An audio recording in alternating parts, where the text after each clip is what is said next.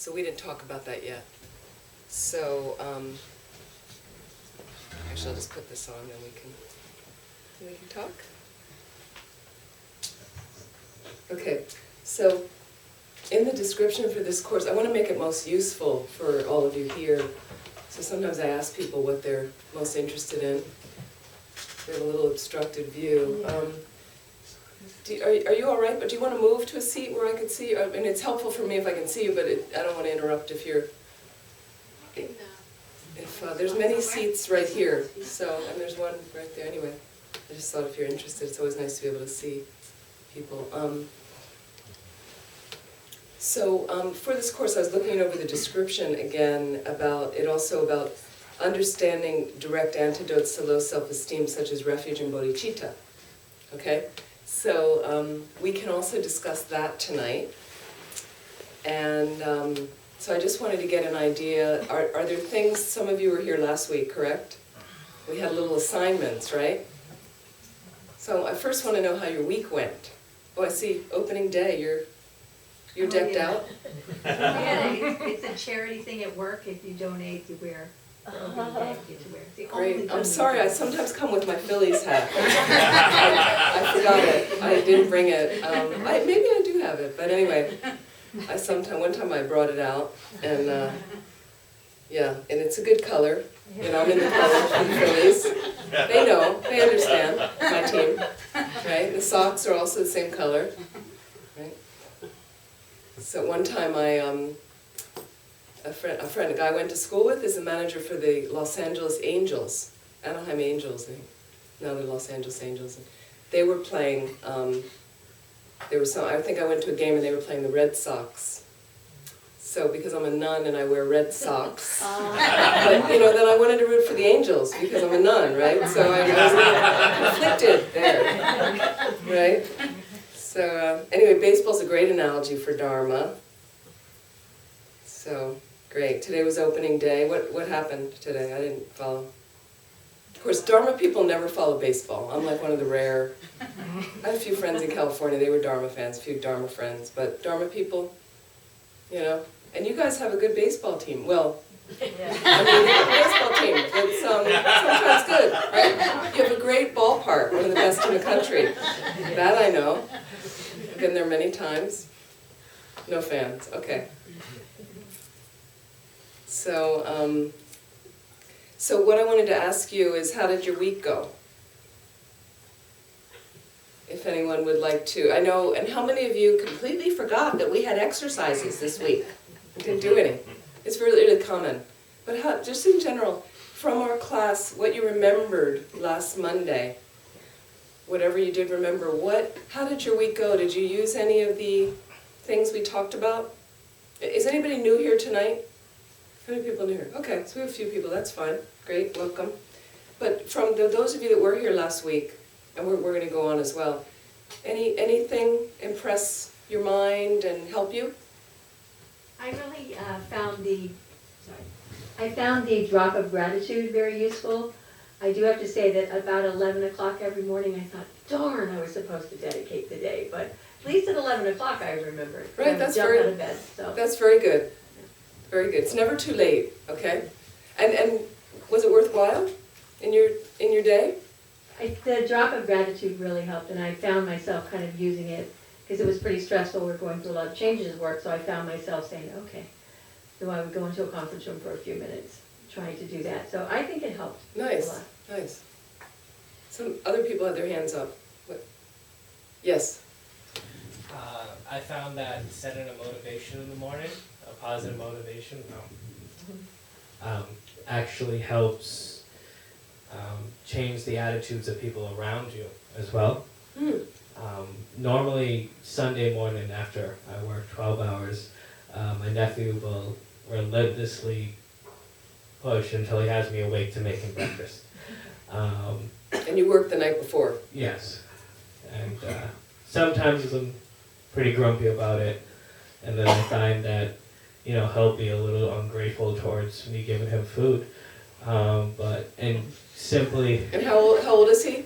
He's 3, so... Sometimes something like to say please and thank yous and all of that. He's adorable though. But I found in simply just setting the motivation, saying,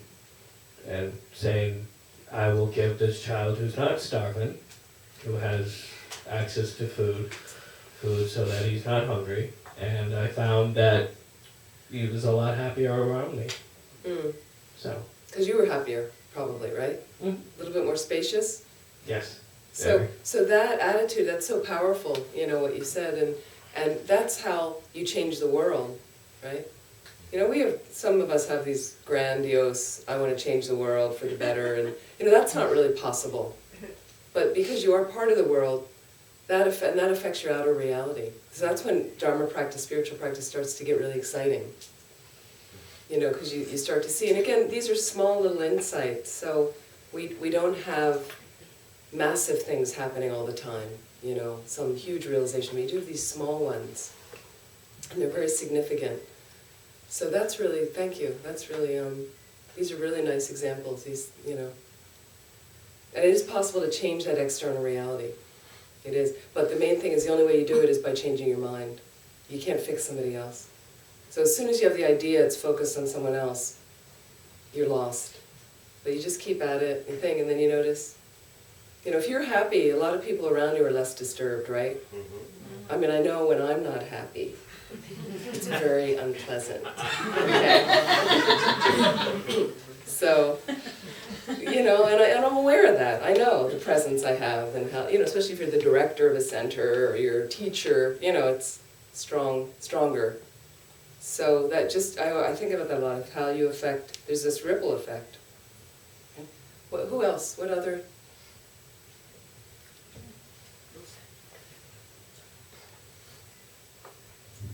So yesterday, I was here listening to Dharma about anxiety and depression, and my mom was really interested also learning as well, but she doesn't speak English or understand English, so she asked me to tell her what I learned. So by telling her and sharing this, I feel for me it's like a more absorption, and also together she and I together actually applied to our own Wow. because of this Dharma, this 4 points that you were talking about, and actually it helped me to remember. So the first is observation and the nature. Second, nature of the mind. It's like blue sky, and the third is about the non-judgment, and the last one is a tongue meditation. So all of this, because of the sharing with her, and actually helped me remember this more. Yeah. That's great. That's often like couples in the Dharma. If you come to a teaching together, or you know, it's really powerful like that. Or you live with somebody that wants to support what you're doing, a roommate, somebody like that, a family member. And she's actually asking if going to have a Chinese translation in the Dharma class.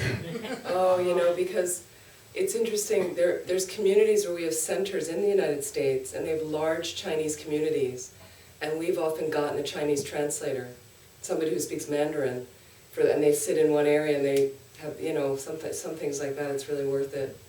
So if there's more people that have a community of any language, and then you can, you know, I know one center had Spanish, they had a lot of Spanish-speaking people, and so it's really nice in the future, maybe if there's more, that would be great. Or you could translate for her, you know, like that, sometimes that's great, that's beautiful, yeah.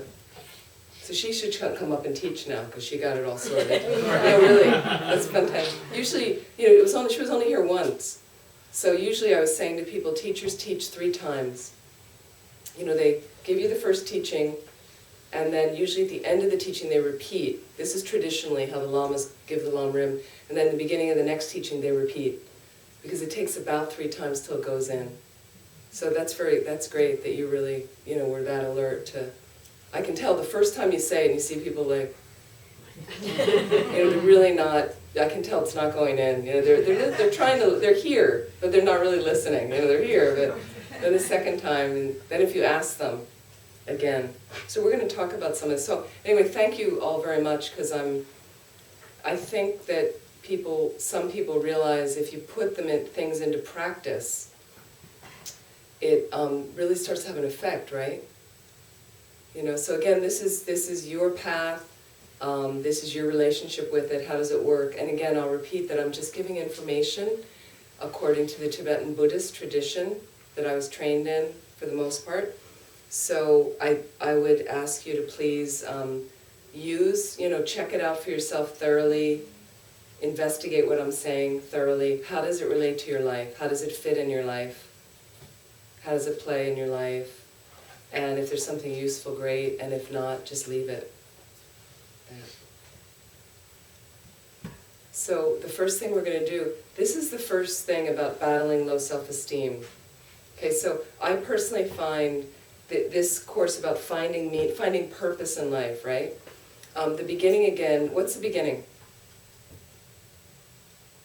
For anybody, what would you say from what I've been teaching?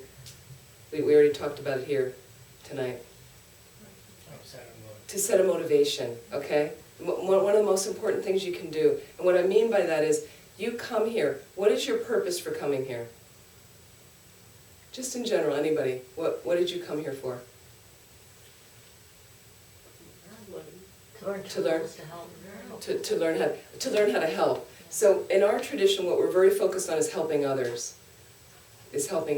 So check, because a lot of times, and it's perfectly natural, is you come to something for your own benefit. It's about me, and then suddenly it's like, I'm kind of bored, I'm not really getting anything else, so I'm out of here. But what about you might get some information that might help you help someone else? That's the Mahayana path. That's this path. So Mahayana means greater vehicle, universal vehicle. And it's all focused on getting yourself out of the suffering and reaching a place of deep realization and becoming a fully enlightened being. Buddha. Buddha means fully awakened being. And the reason you want to do that, that's not the goal. The reason you want to do that is so you can be of the most benefit to all other beings. There's just seats in the front left. That's what happens when you come late. I'm joking. Please sit down. Please come in.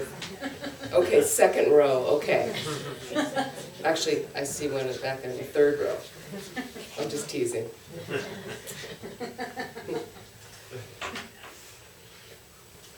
It's funny, in Westerners, it's so opposite the Tibetan thing. Like, they all want to sit in the front.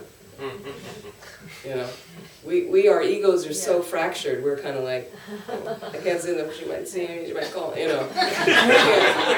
Everyone will be staring at me, So funny.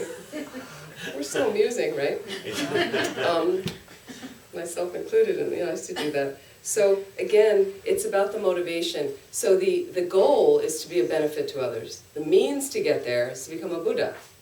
The goal. So let's set a good motivation. So let's again try to have your spine as extended as possible. Just sit in a comfortable position. If you're in a chair, no problem. Just have your feet straight down.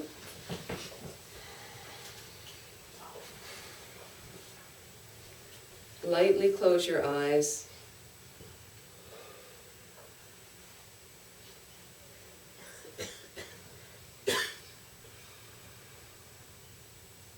And part of the beginning of also finding purpose and meaning in life and being able to remember to set a motivation that lends meaning to your life is to sit down and be quiet. And just slow the mind down so you can begin to observe your mind.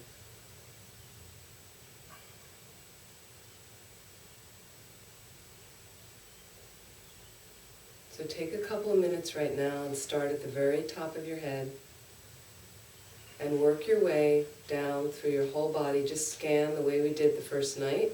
Just scan down through your body, just on your own, all the way out, down through your feet and toes. And just bring yourself to a more relaxed place. Psst, you can do this too. You can try. Yeah, just try. It's good for you. Okay? So just slowly release any tension. Just take a couple of minutes.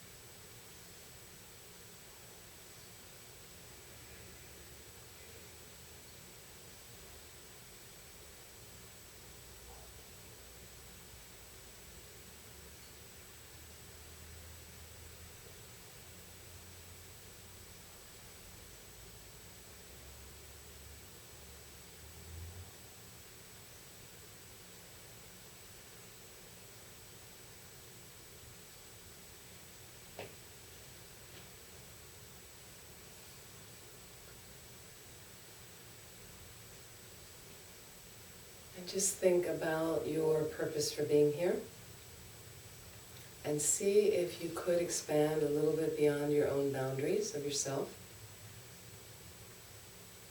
And see if you could consider that you may get some information this evening that may not only benefit your mind, but help you open your heart.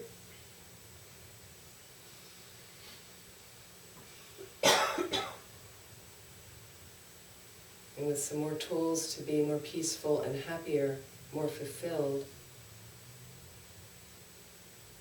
can you try to be of the most benefit to all others? Can you just reach out and help others when they need it? See if you can include that in your motivation and set a positive intention for this time.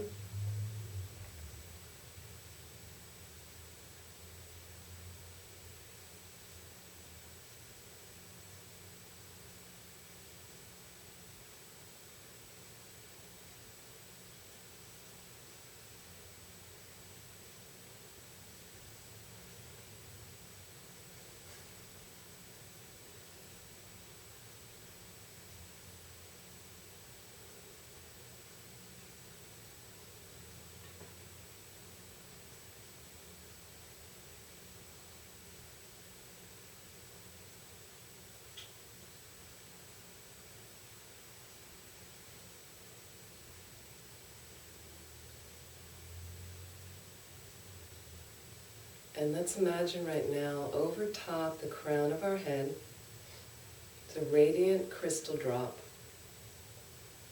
radiant drop of light. And imagine this drop of gratitude right now dissolves into your crown. And imagine it moving through your entire body. Allowing that appreciation, the fact that your blood flows properly, that it's clean of many diseases, that the winds flow in the right ways, there's a good functioning neurological system. Imagine it moving over all the organs, through your skin, your bones, all the tissue. And imagine it moving through every mental experience you have, all your ideas, thoughts, memories.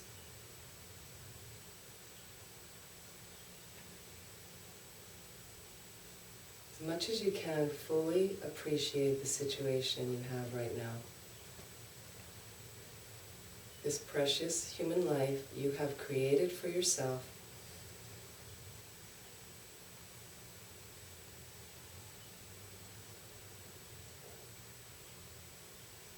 And reflect on some of the things in your life that you can appreciate.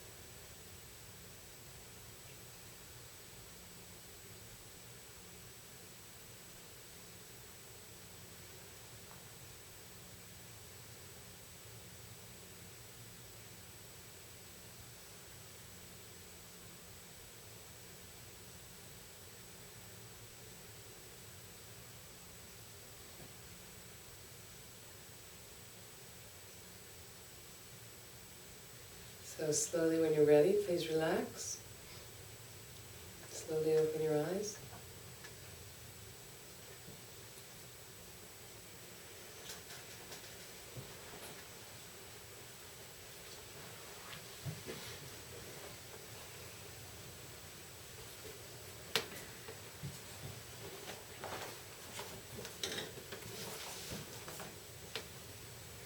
Is that helpful?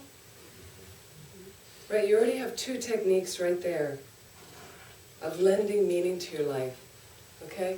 Because again, low self-esteem, as we've been talking about through several courses, results from a lot of people not having meaning in their life. And they get confused and they get lost. And then they get miserable. And then they want everybody to be miserable. It's true, right? Right? So, okay, so the beginning is, instead of blaming others and things, let's get ourselves together. Let's take responsibility and just, I'm going to deal with my mind. I think that's a huge step for all of us. Huge step.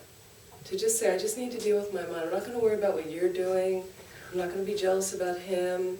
She got the job. She's got the cool Red Sox shirt on that I want. You know, like, I'm going to let that go. Actually, I don't want it. Please trust me. I have a Philly sweatshirt that's good enough for me, okay? Thank you, because But- I like Wakefield, so I'll keep mine. Okay, that's good, that's good.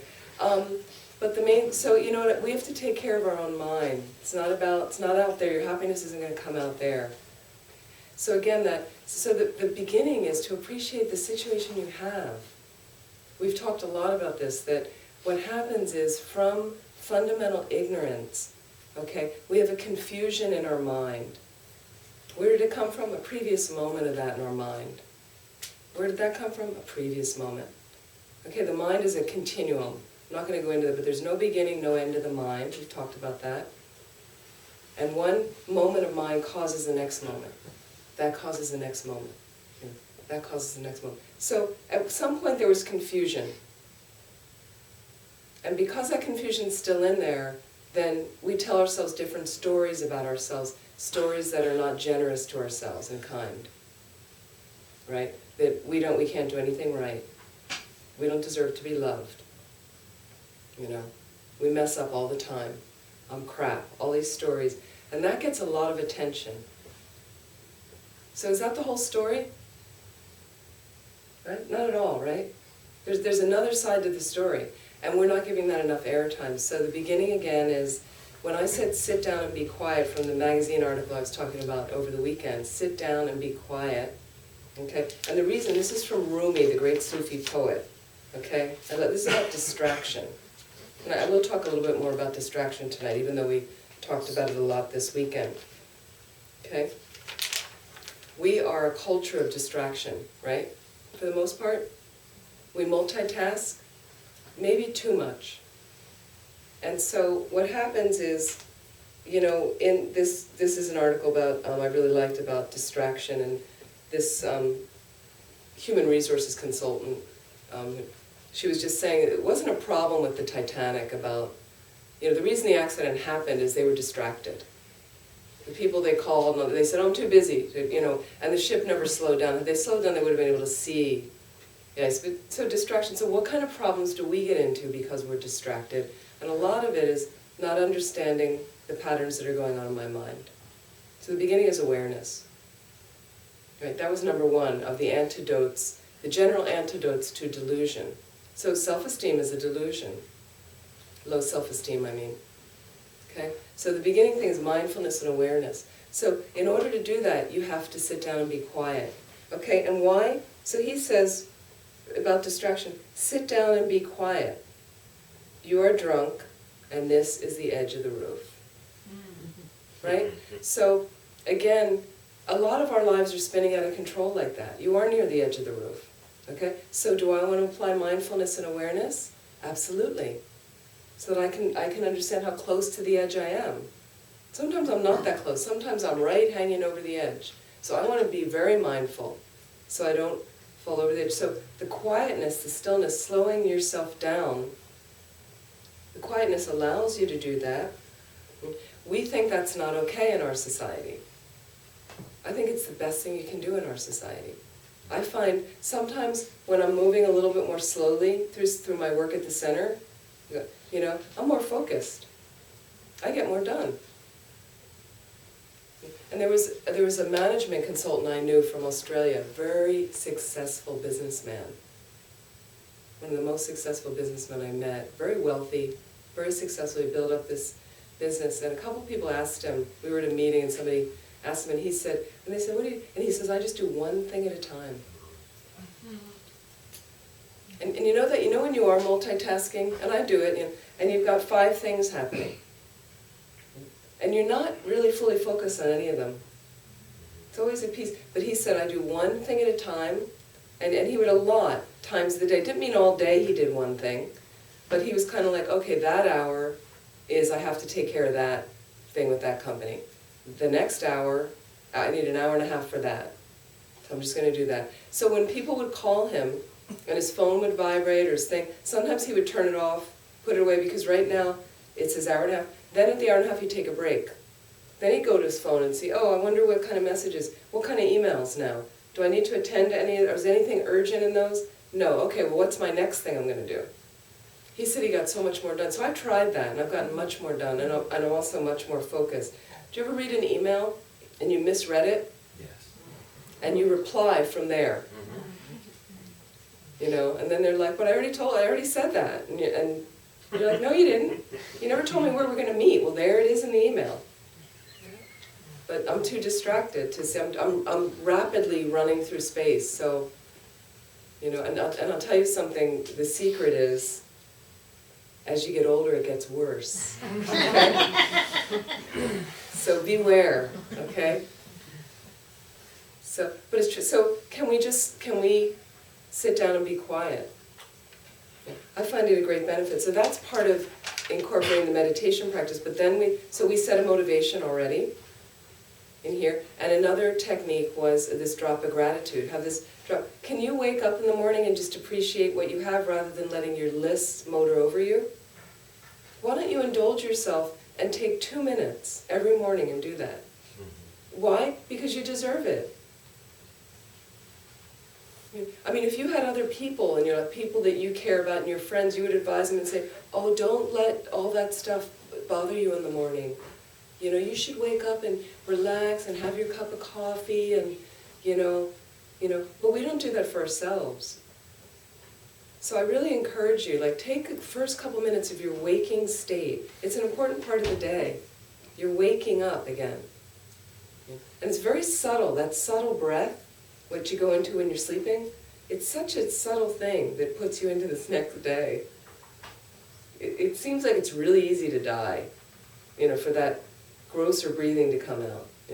But then it comes, and then you wake up and you open your eyes or the alarm goes off, and sometimes it's earlier than you wanted or you didn't sleep that well, but still, to change that, You know, there was a woman who showed up over the weekend, she was great, and she came to one class and she said she wakes up and it's like, you know, how many of you wake up with the dread of the day? Right? Okay, so a number of people, the dread of the day, okay? So think about it. So can I ask you personally, and I don't mean to, so what do you dread about the day? Seriously, if it's not too personal to, if you can say something about it. I dread all the work that I have to do. Okay, what kind of work do you do? I'm an editor and a videographer. Do you enjoy that? At times, yeah. And was that your choice to do that? Yeah, it was. Okay. So, So let's have a little attitude adjustment here. Okay? Okay. She has something that sounds quite interesting to me. Videographer, editor. She chose it. Okay, and she sometimes enjoys it.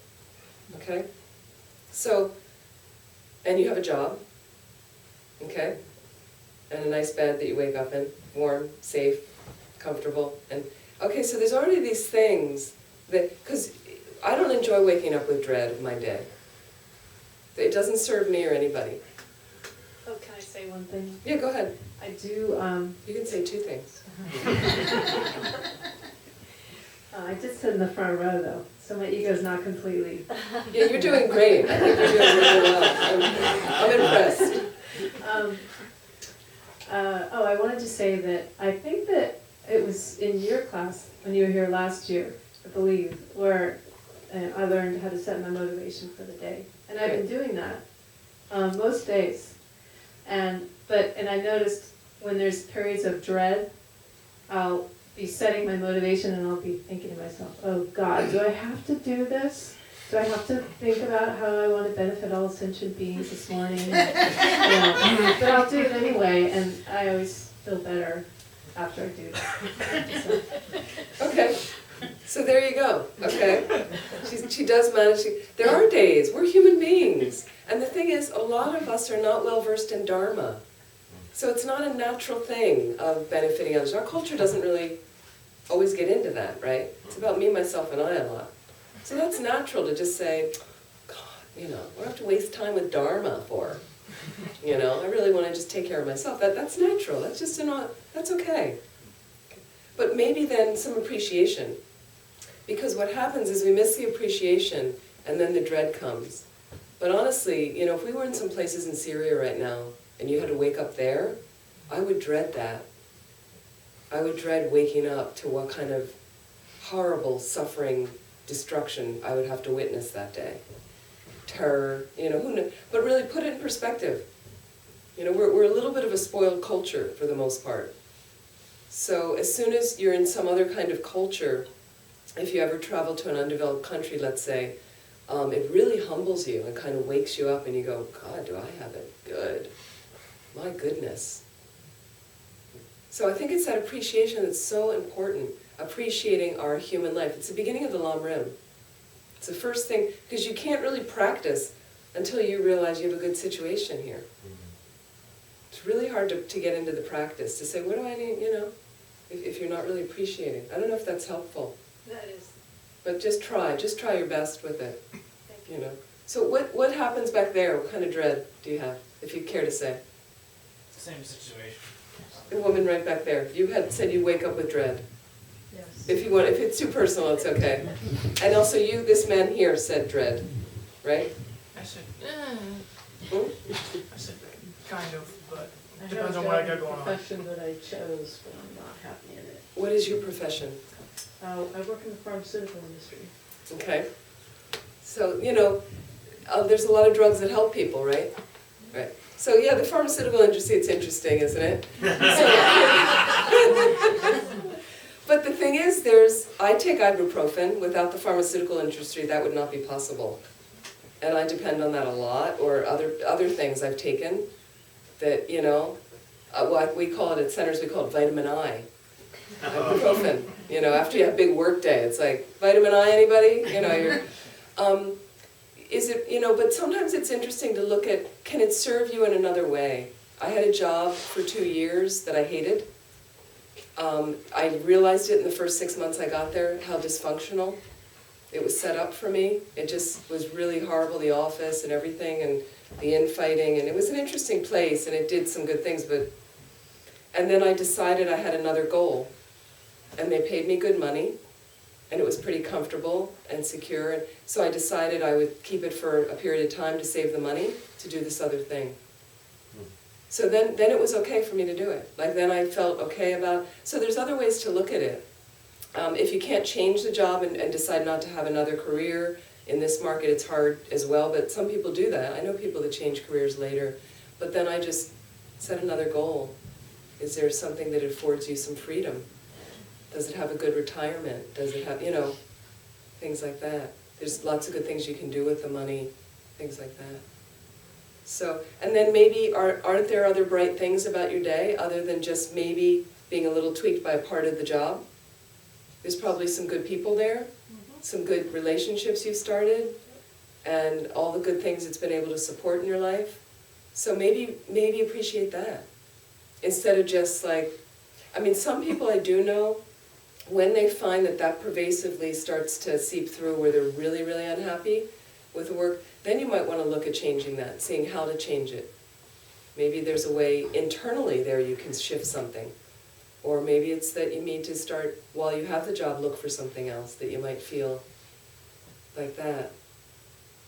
So it does take a little bit of our engagement in it, right? Like you can't just sit there and somebody else is going to appreciate your life for you. It is hard. A lot of with Dharma, we want somebody else to get us enlightened. You know, I'd love to just get bonked on the head and, you know, you hear some of these stories like that. So it does take that effort to get in there. So I think what's important is you deserve to have that appreciation for yourself. And somehow, especially our New England culture, it's not okay.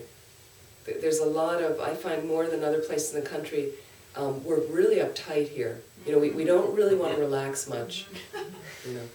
Seriously, it's true, right? There's a lot of that. I mean, one thing I value here is the work ethic. I've worked in other places and it's really like, nah. But people know how to work. So when I'm at a Dharma center, running a Dharma center, everybody, they get to work. They do their work, they don't complain about it. They don't, you know, some other places I worked, other states. I was at another center, and a staff member came to me and said, I can't work today, the seasons are changing. Seriously, I'm not kidding. I thought I was on candid camera. I really did. I know, I thought, I was like, is it April? No, I was like, is it April 1st today? This is a joke, right? No, she didn't work for 3 days. She didn't work for 3 days. If I said anything to her, I was seen as insensitive. So I could never get my mind around that kind of attitude. I worked with a lot of people like that, and not in New England. You know, it's so much easier. It's like there's a job, just do it. You know, we don't need to process it for 16 hours right now. You know what you're doing, great, you're happy, I'm happy, let's just do it. So, but then as a result, we don't relax enough. We're kind of going, doing, and then as soon as you finish this, well, now I got to do that. I've got my list, and then after my list, I've got other things that are not even on the list yet. Okay, so let's give ourselves a break.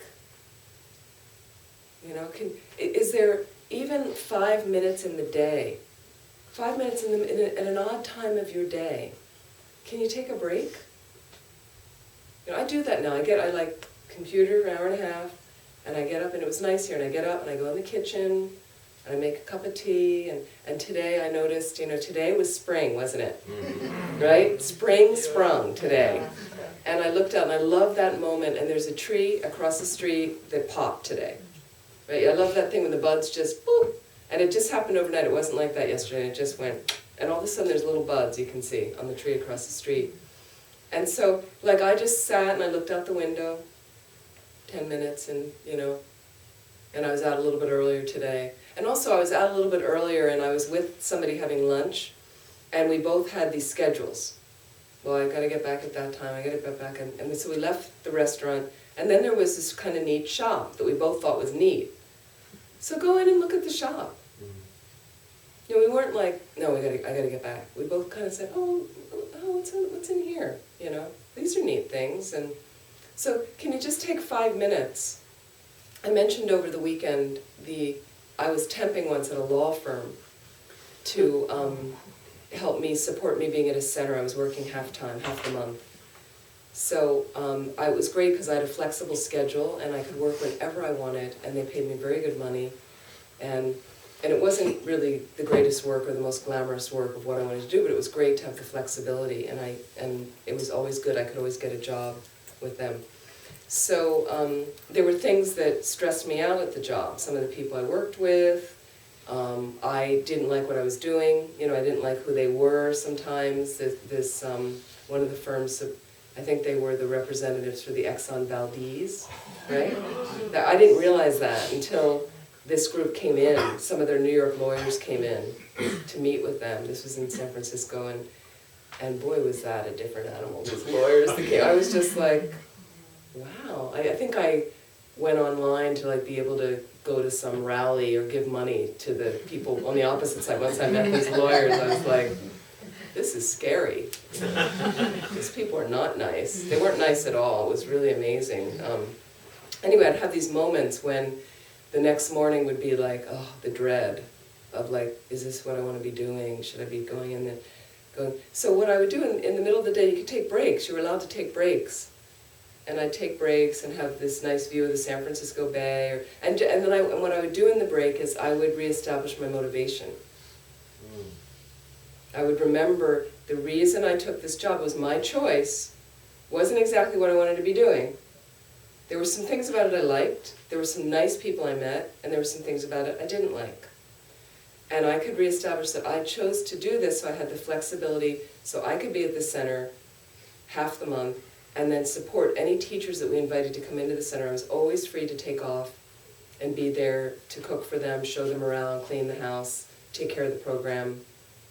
And then I was like, oh, that's right, that's what I want to do is help the center, and the center's going well, and it's slowly, and I know I'm not going to have to do this all the time. And so then I'd go back to work and I'd be fine, okay, that's right. So use that time a little bit to get into the habit, because your motivation gets off kilter. I said it in the morning, and now I'm at work, and me, myself, and I hate this guy, he's a jerk, I hate it starts happening, right? It's totally normal. Don't get down on yourself, it's totally normal. It's just how, and then slowly, now I need a little break. This woman, she was delightful, she came this weekend, she's a mother with 2 kids, and she says she's like, I give myself a lot of timeouts. You give your kids timeouts. No, we need timeouts. We need timeouts. We get cranky, we get forgetful, we get sleepy, we get, all these things. So give yourself a timeout and then set it, and you have a thing where you start to begin to remember, oh right, my motivation. Let me just think about all the good stuff that this affords me to do and put my mind in that space, instead of letting the negative mind grab you. And then you're not happy. Yeah. Yes. Hi. So my thing in the morning, honestly, like everything else I mostly have under control, like my attitude at work, all that stuff. It's literally just waking up. And I feel like a big baby saying that, but my whole life I've had kind of sleep issues, or I need too much sleep.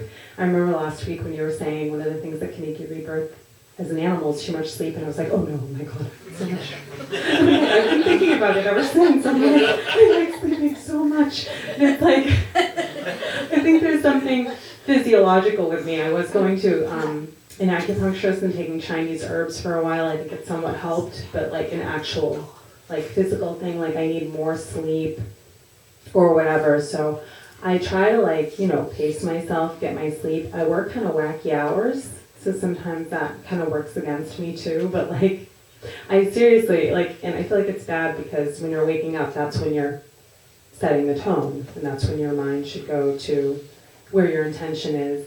And all I can think is, oh my God, I can't get up. I can't move, this hurts so much. That's all I can think. Does it really hurt?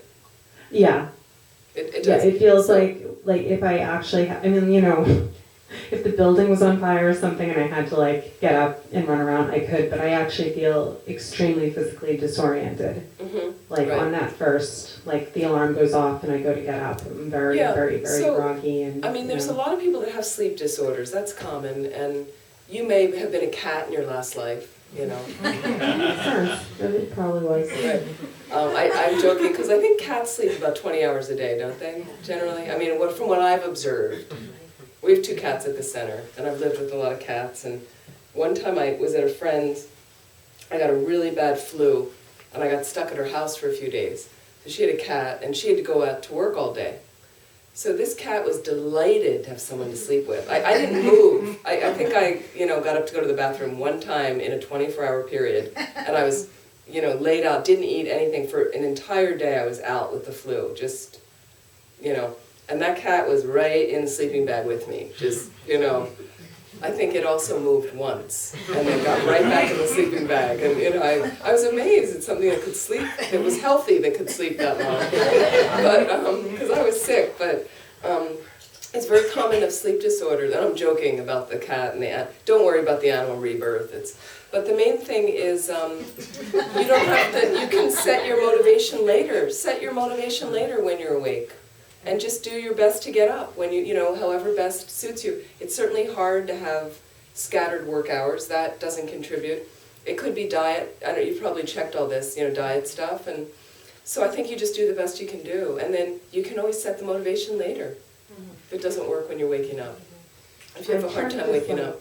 Make peace with the fact that I'm going to feel that way. Yeah, I you just try to more accept. Then make you it just like, accept. This is just how it is right now Right. until I start moving more, and Right. it's okay, because then the more. That's right. You don't want to get overly anxious Yeah. about it, and just accept it. Everybody has different stuff. Some people have diabetes, right? So to fight against it, you do what you can medically, and then there's no point in raging about it. Things happen to people like that. Yeah, so I think you just do the best you can do. You can, like you said, somebody said, I remembered at 11 o'clock in the morning. Well, great. That's a lot earlier than most people. Most people never thought about it. So then get to it at 11 o'clock in the morning. That's great. So in just going on about, one of the things you can think about is I just want to look a little bit at Refuge and Bodhicitta, because we haven't really talked about that. It's a little bit different mode right now. But I really would encourage you to try to do some of those exercises. Again, some of you are already noticing it benefits. So keep on. Try to make it an automatic pattern, where you've already got it going for a while now, that it's actually starting to be automatic. It's fantastic if you see that it benefits you. Great.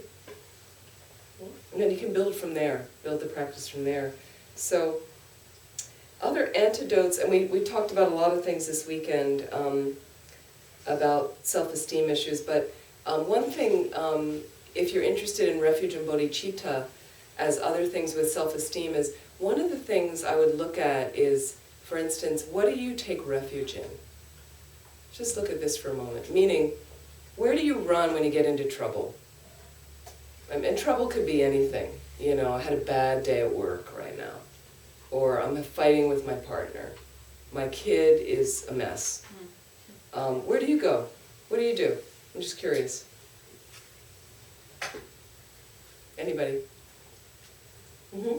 Straight to my bed and the phone. Online all day. Your bed to sleep? The bed and then lie down and just browse the internet. Okay, and you browse the internet. Okay, so, and then with your problem, how does that solve your problem? Doesn't really. Doesn't really solve the problem, okay. Distraction. What else do people do?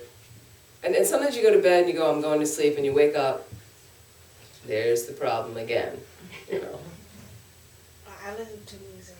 You listen to music, right? And that's a great thing a lot of people do, very common. And I would say recreation and entertainment, right? Very common. Turn on the TV, watch a movie, And then, does it help the problem? No. Not so much, right? I mean, you can listen for a while, calms you down a little bit, and then here's the problem. Still around? Other antidotes? Things that really work? Anybody? I think about people that have crossed my life, who have helped me, and I feel a sense of gratitude towards them. Some of them are alive, some of them are no longer here, but I remember all of them, and I feel a real deep sense of appreciation and gratitude. Okay, nice. And that helps, you think? Oh, indeed. It changes your attitude, right? Absolutely. Right, okay.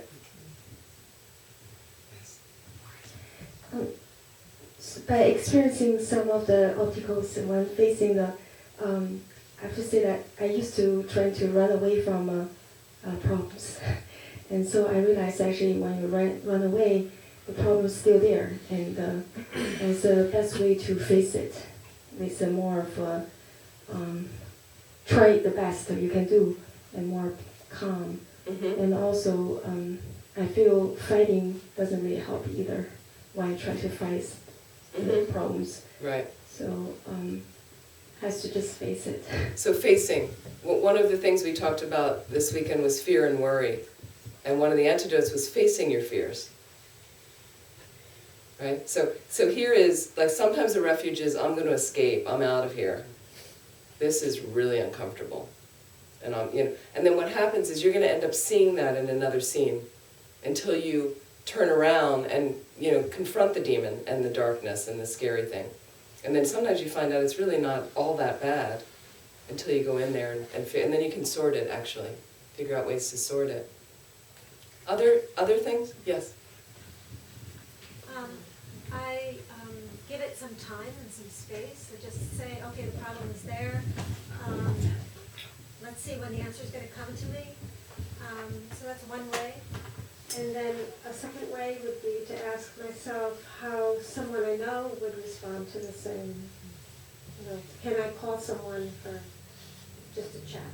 Mm-hmm. Mm-hmm. And one last, yeah, Sharon. I call one of my teachers, my Dharma teachers, or I send them an email, and if I don't get an answer, you know, my mind's like really flipping out, I'll go to the scriptures, Mm-hmm. the Dharma scriptures. Does it help? Yeah. Yeah? Okay, so there's a couple different things we're looking at here. Sometimes you get temporary relief. Okay, it's only temporary, doesn't fix everything. Surfing the internet, listening to music, right? How come nobody said food? Huh? Chocolate, right? For me, baseball, okay? So the temporary relief, okay? But some of you mentioned Dharma, the people in here and also back there, when you said, I forget, is it Karen? Yes. Karen, when you said you let it sit for a minute, patience. Patience is Dharma. Forbearance, you know, you bear up under a difficult circumstance. That's a benefit. That would all be called Dharma things. Appreciation, facing what's going on, looking at the problem. So what you do with real refuge is we actually take refuge in what we call the 3 jewels of refuge, the triple gem. Okay, the Buddha, Dharma, and Sangha jewel. Okay, what are they made up of? Well, the Buddha jewel, actually, Shakyamuni Buddha is the historical Buddha. You know, we know the story, we've heard all that. The Dharma jewel, but on an ultimate level, the Buddha jewel is the omniscient mind, the all-knowing mind, the omniscient mind. So why would I take refuge in that? Well, that's a future manifestation of me, if I continue on this path, is I can attain the omniscient mind. Why is it something to take refuge in? If you were all-knowing, it's an amazing state to be in, where you would know exactly what to do for your problem. There'd be no question. Automatically you'd know, and then you'd know what to do for everybody else. Anyone that asks you and needs help, you know exactly the best thing to say to them, to do for them, to think about them, every moment. And you're also fearless. So taking refuge in the Buddha, those are the qualities of the Buddha. Fearlessness, infinite loving kindness, infinite compassion, infinite wisdom, all-knowing. So when I think about that and I have a problem and I don't know what to do, like, that's something I'd want to take refuge in. So it's something you have to think about. Okay? The Dharma jewel. So the Dharma jewel is the real refuge. Okay, so on one level it's the philosophy and all these various teachings that can help you, and on an ultimate level it's the teachings on emptiness, the nature of reality. That's the real thing that cuts your suffering. Emptiness, the nature of reality. So if I had, a lot of my problems come from, probably a lot of our problems come from misunderstanding. So I mentioned already there's confusion in our mind. And the only reason it's there is because there's a previous moment of confusion or ignorance in the mind. So emptiness is the opposite of that. It's full, clear understanding of how things really exist.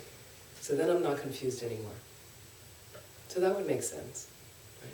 So you have to ask yourself, what is out there for me that doesn't confuse me? You know, what kind of methodology would be there that doesn't confuse me, that leads me to a place of full comprehension, you know, that I understand everything. Because then you won't make mistakes and get into situations where there's problems, because you have a full understanding. So the Sangha jewel, one level of Sangha, they would say, could be a spiritual community like Kurukulla Center, like a Dharma center like this. You know, you can come, there's people here, and it's wonderful. At another level, they'll say, taking it another level further, is monks and nuns would make up Sangha, capital S, Sangha. And then taking it to an ultimate level would be people who've had a direct perception of emptiness or the nature of reality. those who see, people who've had a direct perception, are what are called Arya Sangha. They've realized the four Arya truths, the four noble truths, through having a direct perception of emptiness. Okay, so they're basically an infallible jewel, something to take refuge in, because they can tell you how they got free of their suffering, how they got there, how they developed full comprehension, like that. So it's something to think about when the things you do take refuge in. Now sometimes we need temporary relief, fair enough.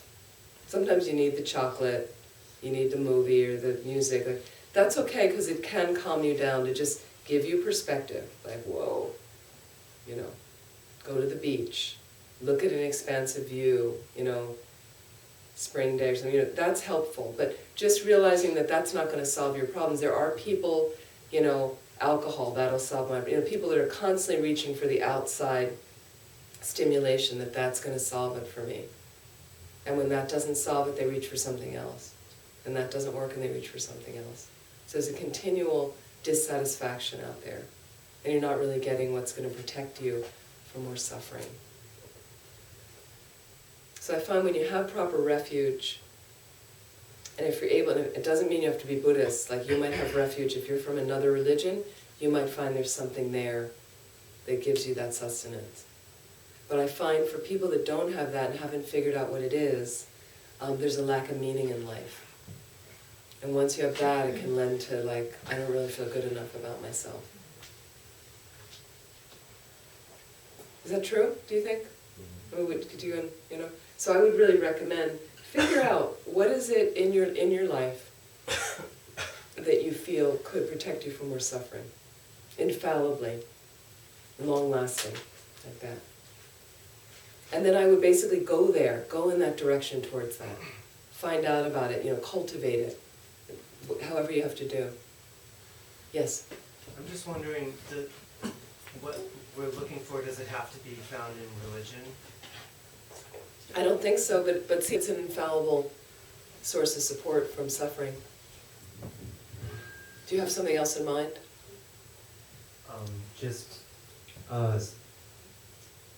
setting a motivation that will help your being creative and compassionate, coming from the inside and not necessarily depending on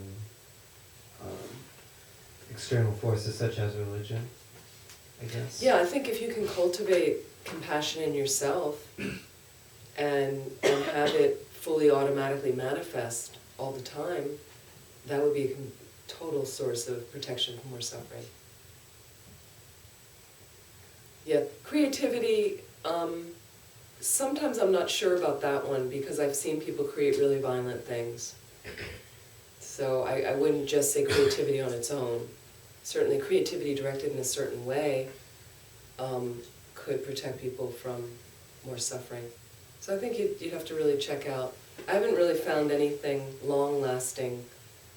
I haven't found a way to develop compassion for me without some sort of spiritual path for me.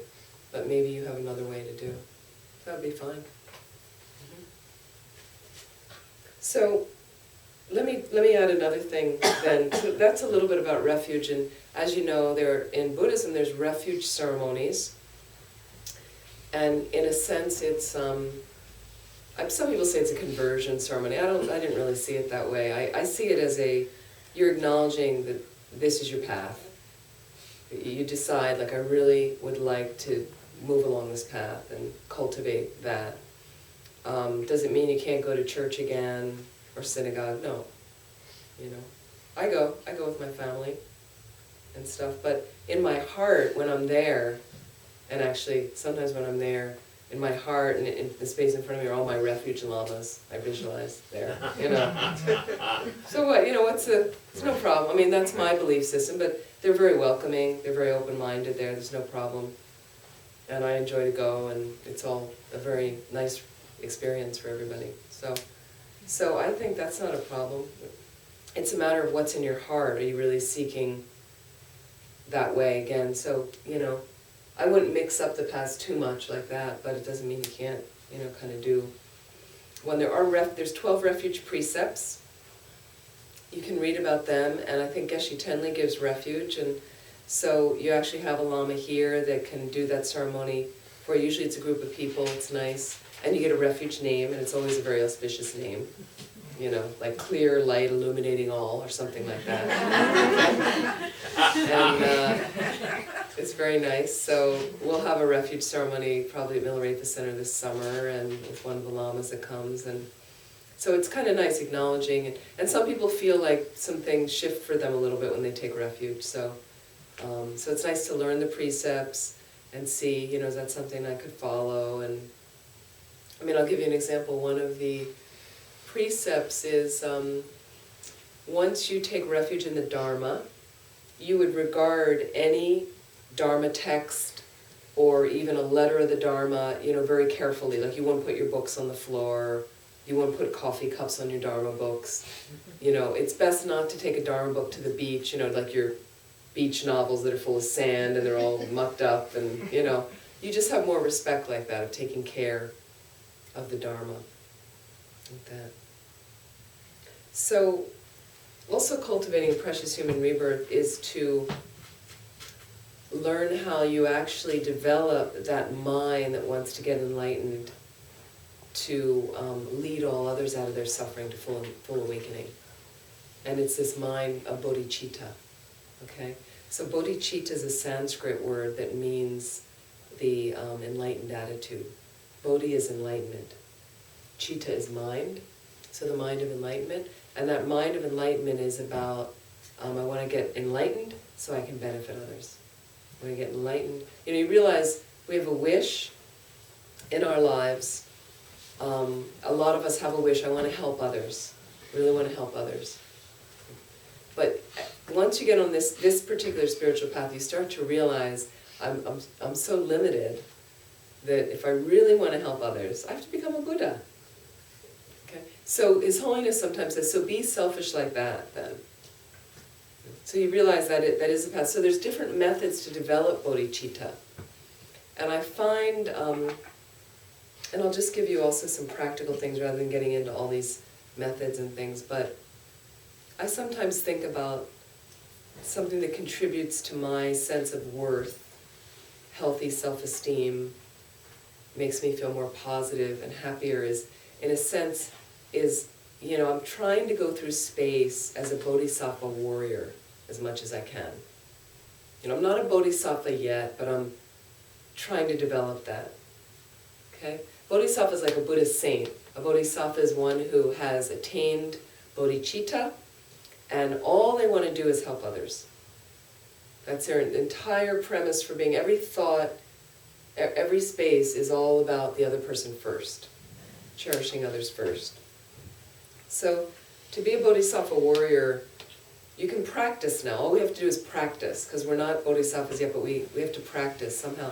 So, warrior means you're not going to war with people or things, you're going to war with your delusions.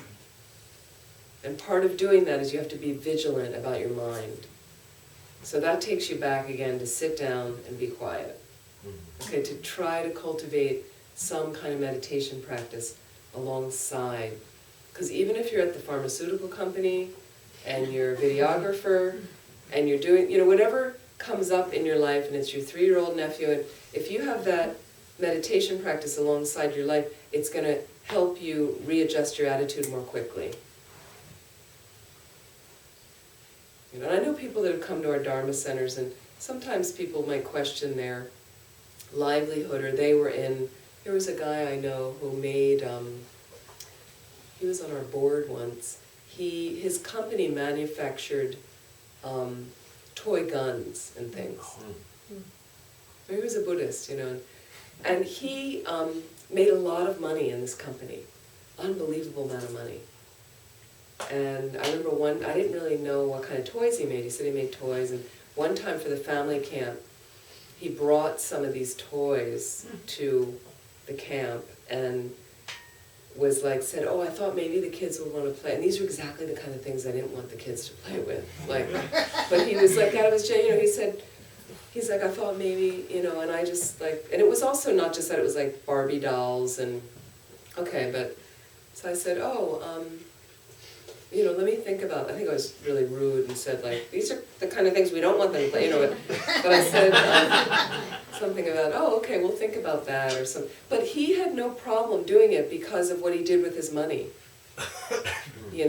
Helping the center and he was just kind of like, this is my means to the end, and he was going to retire early, which he did, and do retreat, and he supported all these programs for the Dalai Lama, and he was really clear about it.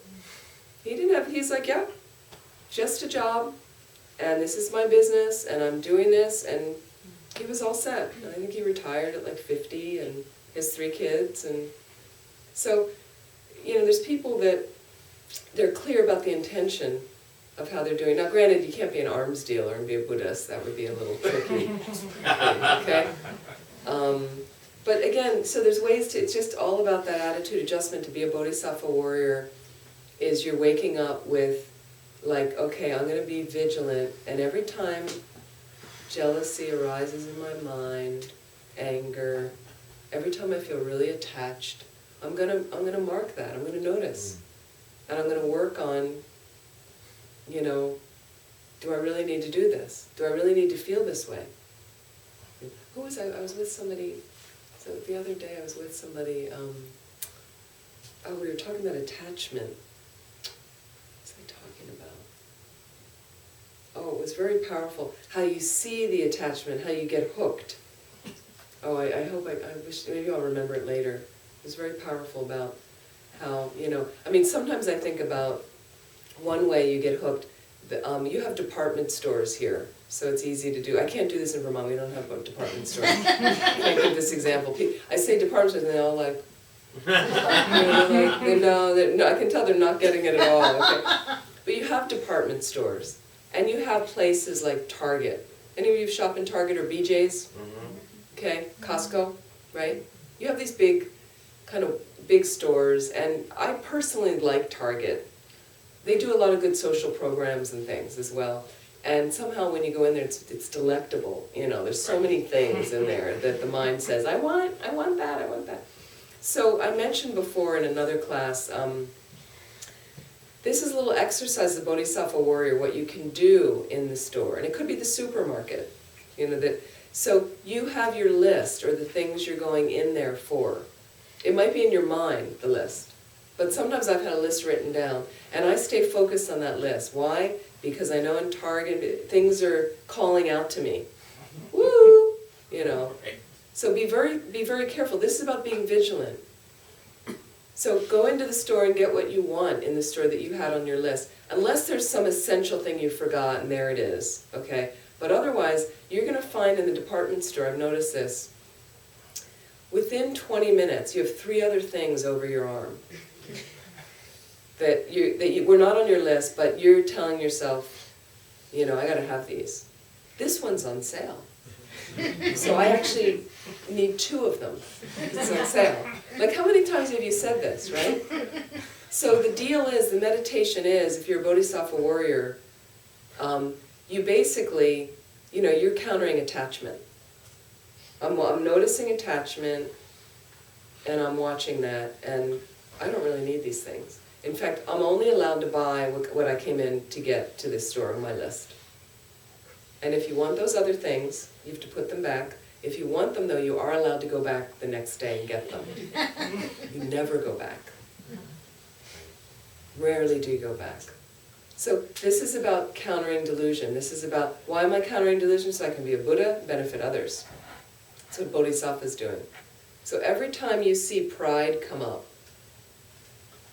I'm confused, What am I confused about? Well, I think that things exist the way they appear. So somebody dinged my car in the parking lot and I saw them and I get angry at them now. Because I forget that I've done that to people. I forget that they didn't do it intentionally. I didn't realize that they're in a hurry. It's a car, it's degenerating right now as I speak. What is the problem? It's worth my getting angry over that? It's one thing to see the person, you scraped my car, but to get angry over. So you're constantly countering that anger, confusion, jealousy, pride, doubt, fear, worry.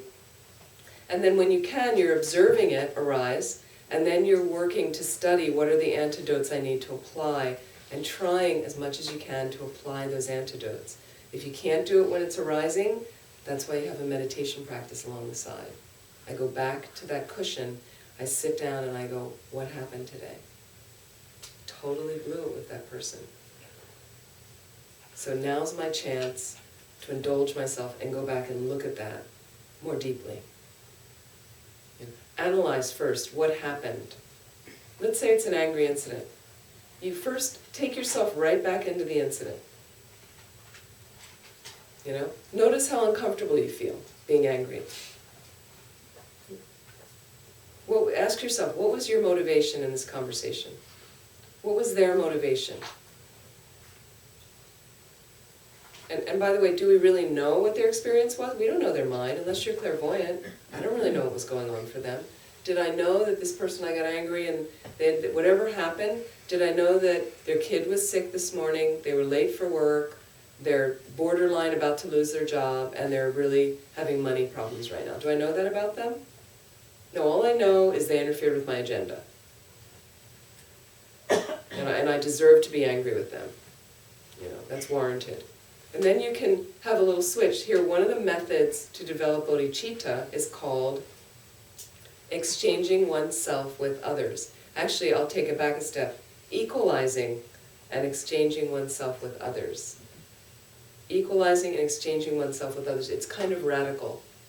So the first step is you're sitting in your meditation after you've done those other steps. And now I say, imagine the person in front of you. Just as I want to be happy and don't want to suffer, they want to be happy and they don't want to suffer. Just like me. You might have to say it 3 times. Just as I want to be happy and don't want to suffer, they want to be happy and they don't want to suffer. I have Buddha nature, they have Buddha nature. A seed potential that can ripen into a fully awakened being. A seed of all of my infinite loving kindness, compassion, wisdom. We both have that. We both have 2 things in common now. Me and my enemy. 2 things in common. And then, that's equalizing. Okay? Exchange. Imagine you're them looking back at you. What's it like to fight with you? And imagine what it's like to be them. Try to be in their thing. What is it like to be them? Well, here's this guy who's really kind of clueless about his work. Nobody really likes him in the office. He doesn't really have any friends here. He's always making mistakes. He's always late. He's always, whatever it is. So you generate some more compassion, in this space. Equalizing, exchanging oneself with others, okay? And then what you do is you go back to yourself, the person's across from you, and then you get to have the conversation, the interaction again, in a new way. Okay? So you really need to watch what you're going to say to them that's going to create harmony. That's what bodhisattvas do. You already did it one way that didn't work. That's clear. So it's like, why repeat that? Even if they pushed your button and said that stupid thing to you and accused you of something and insulted you, you can throw oil on the fire and then, great, we know where that leads. So how would you counter it? And what you do is in meditation you practice how you counter it. You practice again, and in another session, and in another session, and in another session, and the 80th time you're in front of them in real life, and suddenly the right response comes out. Because you practiced it. That's why we call it practice. That's why we have to practice. Right?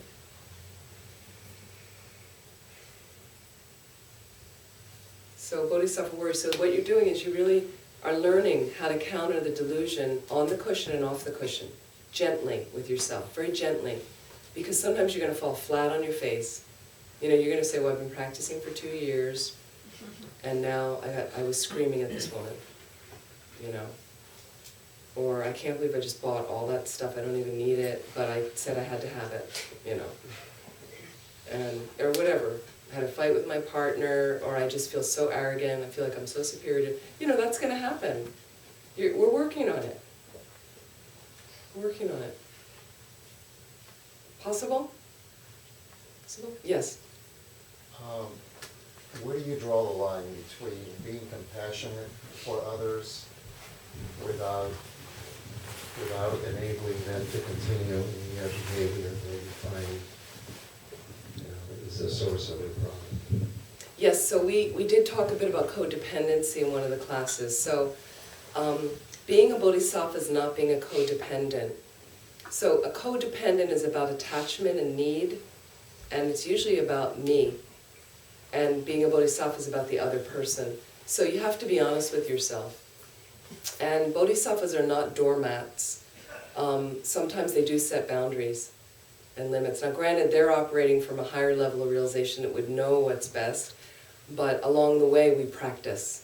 We at least try to figure out. So I would say if you're realizing somebody's really abusive to you over and over, they're alcoholic, and people that are abusive to you, or there's a certain negative pattern they get into, and they're close family members, you're not going to cut them out of your life. That's ridiculous. But I know there was someone in my life who had very non-virtuous speech karma, and the mind also went along with it, very jealous and competitive, critical, negatively critical. So when I would visit, she just wanted to trash people. It was just this and once I got into the Dharma, it was just too tiring and painful to be around. So what I'd do is I knew this was going to happen, and she would start, and I was quite close with her, so I'd let her go a little bit, 5 or 10 minutes, and then there's different things you could do. I'd change the subject. I would get up and excuse myself and go to the bathroom to cut the thing, and then one time with a few of these people I was close enough to say, I'm kind of uncomfortable with what you're talking about. I'd really like to talk about something more positive. So sometimes I would interject and find something positive about the person they were talking about. So those are a few things. And if it's people that keep using you for things and they're never grateful and they're, then just set a boundary that this is, I'm here for you for this level and this is what I can do. But I'm not going to have you come over and drink because you're an alcoholic and I can't do, you can't drink anymore, and I can't be around it. So I can be around you, sometimes you just have to plainly say to people, in a nice way though, not with anger. Something like, does that address what you're... Yeah, it does. A little bit? So it's not about everybody just taking advantage of, you can't take advantage of a bodhisattva anyway because all they want to do is benefit, but they set boundaries. They set limits. So, and then practically also, and then we can have more questions too, if there's things you really wanted to hear that I didn't address, is I've talked about this before. We talked about the shopping, the department store meditation you can do. But really look at our culture. We live right now in the desire realm. In Buddhism, that's what it's called. And so its nature is I want, I need, and so look at our culture. Yeah. So today I went to the gym. Okay, somebody very kind offered me this gym membership, and it helps me. I work hard, so I like sometimes to get some exercise. So I went to the gym, and I was in the gym, and the last few years at the center, I had 25-year-old exercise shoes, running shoes, okay? So I think I bought them in Boston as well, years and years ago. So in any event, I had these shoes, and the guy I used to work with at Milarepa Center used to make fun of them. He was like, "Where'd you get them? From your grandmother?" Okay. So I didn't know. I just had they were running shoes. I used to run in them, and I know you're supposed to, replace your running shoes. But anyway, I didn't wear them a lot, but I wore them, and when I go to the gym, and I didn't, I didn't notice anyway. Somebody then offered me another pair of shoes at some point, but they were worn out. Finally, was when I get a new pair of shoes when they're worn out. And so finally, I told myself, so I got these shoes, these other workout shoes. Okay, they're fine. And then I go to the gym and I notice now my shoes are a little old already. There's a new style. So I looked at that and I said, I don't care because I'm happy with it. And I know somebody said to me, well, you need to get those other ones now that are, I don't need to get them, okay? Because I have very good shoes and but what happens is commercial advertising And manufacturers, they know what to do, and they're going to reinvent something new and tell you that now this is the latest, improved, greatest, and you need to have it in purple because that's the color now that everybody's wearing. So if you had blue, because that's what was cool 2 years ago, your mind's going to say, I think I need to have the purple. You don't even like purple, but now you have to have it because they're wearing it, right? Did you ever have the they in your lives? I was raised with they. Well, they're not wearing that anymore. And what they're wearing, I always wanted to know who they are. Who are they? I used to say to my mom, and my sister and I would look at each other and we'd say, the they. It's the they, they're back, you know.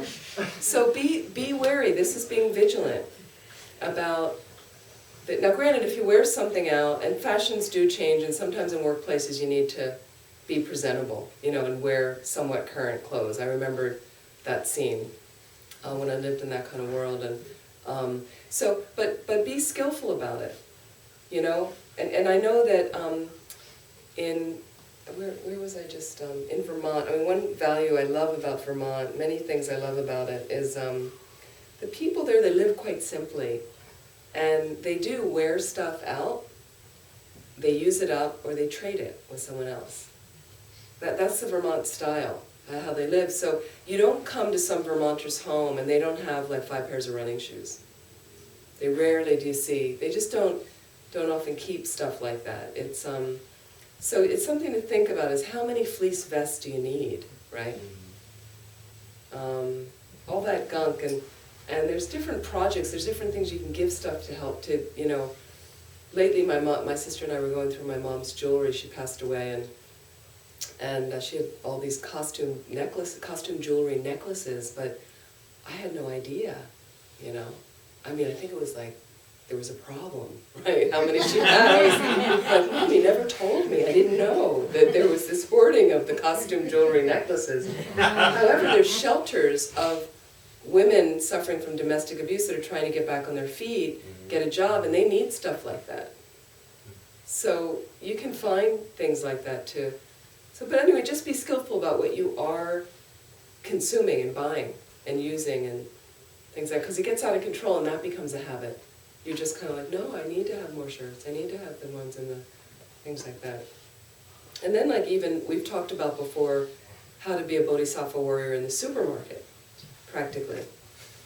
Because that kind of stuff contributes to your sense of worth. I did something good today. You know, and then you feel better about yourself. Not in an egomaniacal sense, just that was a good thing to do. So we've talked about this. Have we heard this in past classes? The Bodhisattva warrior in the supermarket? Or some people not? Is the way you can go shopping in the supermarket is you often have a list, right? I often go to the supermarket with a list. Bodhisattva warriors have a list, right? You get your cart, that's okay, right? So you get everything on your list, right? So how do they go through the supermarket as well? Just imagine you're a Bodhisattva warrior. What would you be doing in the supermarket? Buying food for other people. You could.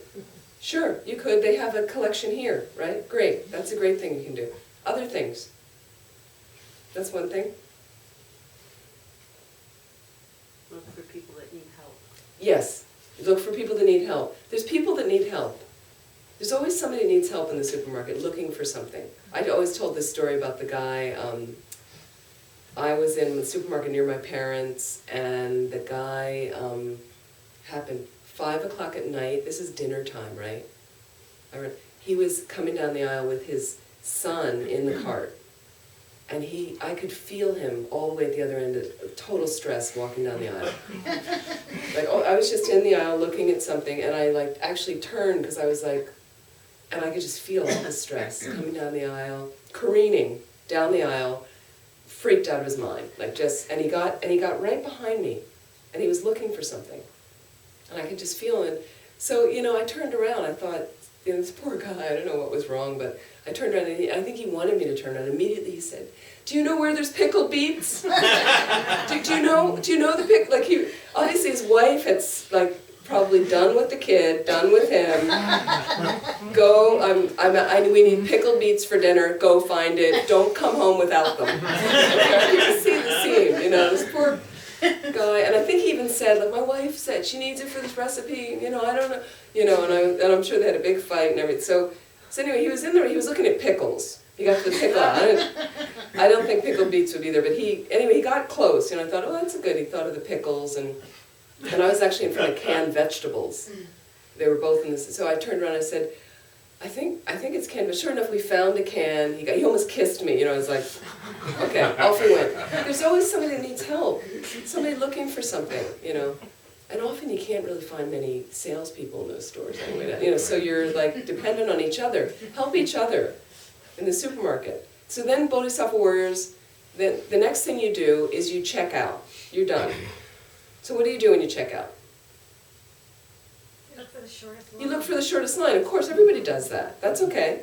Look for the shortest line, and now you're in your line, but there's somebody in front of you, and you're not unpacking yet. So you're waiting. So what do Bodhisattva warriors do at that point? Help the other person unpack that's in front of you. You could. Some people don't like that. Right. But you could. Some people, you know, you can say, but some people, usually I don't touch other people's stuff. You know, they're like, get your hands away from my apples. Okay? But that's one thing. Bodhisattva warriors do not read tabloids. Really. When you're in line. Yoga poses. Because that stuff is garbage that goes in. That is garbage. That's real garbage. Real garbage. My sister is so funny. She, we don't get TV at the center, but I mentioned sometimes my dad, I watch TV. Oh, Geshe and I, we turned something on last night. No, not an action thing. Anyway, we turned on, you know what was on was, I'm a big fan of this actor, Empire of the Sun. Steven Spielberg movie, I think. Anyway, it's a great movie, old movie. It's a great movie. And Geshe hadn't seen it. I said, oh, Geshe, this is really a good movie. It was in Spanish, though, but I was translating a little bit. But you could get the gist, you know. And I was explaining, it's really well, have you seen it, some of you? Anyway, it's a really moving picture. But there's a kid in the movie that's the focus of the whole movie. And how he carries this movie, it's unbelievable, because his name is Christian Bale. 11 years old in the film, right? Batman, right? So anyway, it was a very moving picture that was on. So at my father's, I watched TV, and so my sister was just visiting us from England, and she was talking to my brother about these TV shows, and he watches The Good Wife, and she said, oh, that's good. And then she said, well, how about this series called Revenge? I don't know this series, but she declares, and she says, it's real trash. You know, okay, so be careful with your mind with real trash, because it leaves imprints in your mind, like tabloids, and shows whatever that show's about, and things like that. I mean, just the name of it, it's like, who really wants to see a show like that? But so be careful what magazines, I mentioned novels you read, it leaves imprints, subtle imprints too. Okay, so when you're waiting at your line now, and you're not quite ready to put your stuff on the counter, what Bodhisattva warriors do is they're scanning, just briefly, people coming into the lines because there's one person with one carton of eggs that is in a rush. And they just say, oh, you want to... And there's somebody with a screaming kid that needs to get out of that store quickly, and you let them go in front of you. You know, and the Bodhisattva warriors come through the line, and they make eye contact with the cashier and say, hi, how are you? Do you ever go to a counter and you buy something and you don't even look at the person? Right. Yeah, okay, great, thanks, all right. You know, or you say something snippy. How come it's cold? This stuff is cold, or you know, too greasy, or you know, had to wait so long. I mean, goodness, right? So just you're in space. How do you drive as a Bodhisattva warrior, right? Everywhere. How do you walk out of here as a Bodhisattva warrior? How will you show up at work tomorrow as a Bodhisattva warrior? There's many ways to greet the spring, and how do you want to be with your partner and your kids and your family, as thinking of them first. What do they need? And you know, and just see if you can practice it in so many different ways. Possible? Because what it does is it lifts your self-esteem. You know, suddenly you come out of the store, and instead of just being ordinary supermarket shopping, I'm like, I love when somebody lets me go and I just have like one little thing in my hand and I'm just like, I gotta wait in this, and there's the people with the tide underneath and everything piled up. And it's great when somebody lets you go like that. So you can do that for somebody else. You can let somebody else in front of you in the car, let them get in front of you in the line, whatever many ways that really help people.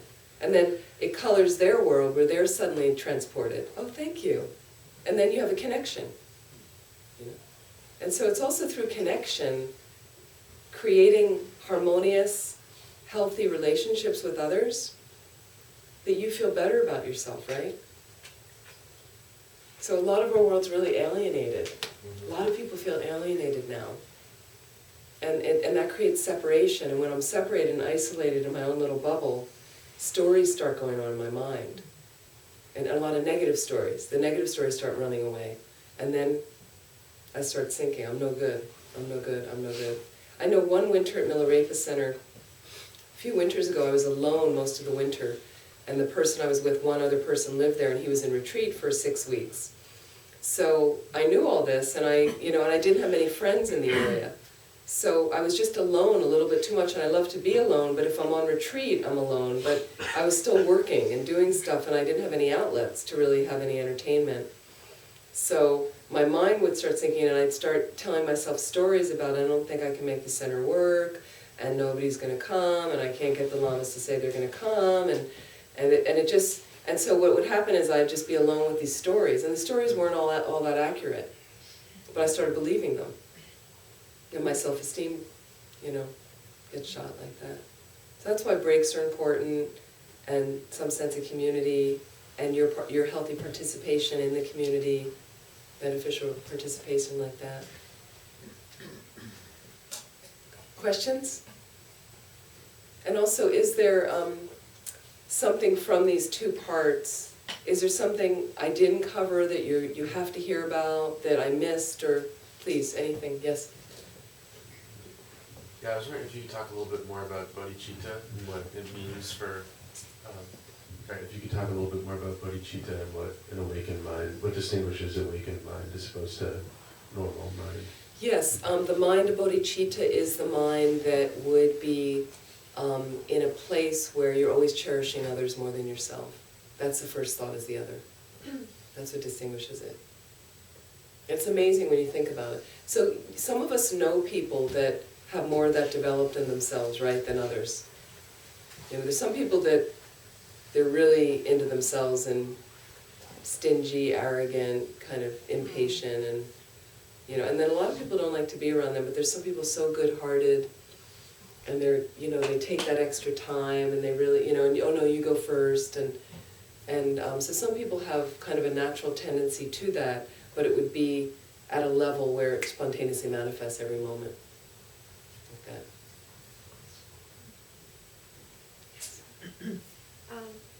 And there's methods to develop. So, sorry, one method is equalizing and exchanging self with others, and there's a few steps in that. And then there's a second method that's the kind of common method, is called the 6-point or 7-point cause and effect method to develop bodhicitta. And there's steps you can read like that of how to develop, and then you meditate on each of those steps. But it's like a lifetime practice, Yes. Things are very pleasurable, and we want to do more, and like things like desires. I wonder if there's actually I would like to have some antidotes for overcome desires as a Bodhisattva's warrior. So if things is So she's talking about desire when you're doing something really pleasurable and you want more of it and you want it to last. So part of that is attachment and realizing about attachment and desire. And then some of it is realistically approaching. So I just give you an example with food. Chocolate, okay? A lot of people like chocolate. Not everybody, but a lot of people like chocolate. And so part of it is to break it down and be realistic. Like it can be very pleasurable. And ice cream can be very pleasurable. But let's look at it. If it was a source of happiness for you, a true source of happiness, the more you experience it, the happier you get. That's how a true source of happiness works. But with chocolate and ice cream, if you kept eating it and eating it and eating it, eventually you get sick. So you start to realistically poke at it and say, this little piece is really nice right now, but if I continue to eat it, this is actually enough. And then be realistic about its pleasure. If you really want to understand and analyze chocolate and ice cream, the pleasure is from here to here. That's it. From when it goes into your lips and goes down your throat, and that's it. And after it passes here, you don't really have a pleasurable experience anymore. Some people have unpleasurable once it passes here, because there's indigestion, heartburn. So Lama Zopa Rinpoche says it's from here to here. That's it. When you think about it. So lots of things are from externals, which is are temporary satisfactions for pleasure, and forever, which is if it's a long-lasting contentment, that's actually from within. Right. And but the things that's like from senses, all the five senses we have, we're experiencing lots of moments of pleasurable moments. Yes, yes. How could we not over grasping? Yes, so part of it is to analyze and look at it for what it is and realize that we are in the desire realm. So part of it is an acceptance that we are going to be very attracted and attached to things like that. The holiday continuing on forever. There are people, if the holiday continues on, you get bored. People get bored, seriously. There's people that you say, oh, I never want to work again. But sometimes then you realize, no, I kind of want to have something where I go every day and I have that community of people that I work with. And so you have to get in there and analyze it and see what would it be like. Now granted, it doesn't mean that there are some things that feel good. So then experience them for what they are and enjoy them. Like if you're going to eat chocolate, enjoy it. Don't eat it we eat it with guilt. Oh, I shouldn't. I mean, look at it, understand it, eat it, experience something that feels good. Sex is probably the thing that feels the best to people. So enjoy it and appreciate it, and can you think about the other person in this? Can you actually make love like that? That's really about two people in this very rare, it could be two people, could be more, but that you're really focused on the other person. And look, I wasn't always a nun, okay? Now I'm going to blush. But you know what I'm saying? It's just at least see it for what it is. And again, the more you have that mind that focuses on others, you're not going to stay so much on the desire. If it's a person you desire to be with, someone you're really attracted to, there's some traditional methods of visualizing them getting old. Visualize the fluids, what runs through their bodies. Some of it is disgusting. Seriously, but just to break down a little bit, notice things about them now. And what happens is, and I don't know if you're thinking also about a person, but obsession, I'd say, the obsession of attachment to a person, it covers over in the beginning the reality of them. So initially you fall in love, I call it falling into obsession, and they are glorious, perfect, they're perfect. And why is it that 6 months later you wake up and you realize that their breath smells in the morning? It was there in the beginning, but I chose not, I vomited my projected fantasies, so I didn't have to see that their toes were kind of funky. But really, this is, so I don't know if that speaks to some of what you're talking about when you experience pleasure. I guess being mindful, whatever you're doing, even those things are pleasurable, if you're mindfully, and it's okay to do it. And but I guess it has to be found a balance, the midway, not overindulge or not Exactly. not repressing it. Right. And the Buddha did teach the middle way. Now he's talking more about the nature of reality, but I think the middle way is always a great approach, the balanced approach. It's like some things feel good. That's okay. Why not? But within reason. Am I going to get totally obsessed with this because it feels good I have to do it? Doesn't make sense either, because am I able, when I'm focused on this thing, able to think about how I can benefit others. What about this nun as a I don't know if it's okay to ask. Are they also doing celibacy or not actually? Monks and nuns? Yeah, monks In and our nuns. tradition, we're celibate. Yes, we have vows of celibacy. And is the way you choose, is it because of more focus, for less distraction? Yes, I mean the same reason we shave our heads and wear like a uniform. But are you guys going to the middle ways instead of, because of middle ways, which is in the celibacy, which is a one way though? Is it middle way? Well, the middle way is really more about the nature of reality. You know, avoidance from nihilism, where nothing exists, versus reification, where everything exists concretely. That's really what they mean by the middle way. So for me, this is the quickest way to get to that realization. For me, for my path. So I mean, it seems extreme to shave your head, wear these robes, and be celibate in our culture. But for my path, this is supposed to be the quickest path. So I'm just so desperate to get free sometimes. That worked for me, but it's not for everybody. I wouldn't tell everyone to be a nun or a monk like that. So it does seem like an extreme, but it's also those qualities are about letting go worldly pleasures. Worldly pleasures, I say. The worldly pleasure, but what about the physical, biological needs? The physical needs, when the moment of arising. Like what? Like the physical. Like desires arising arising? of having,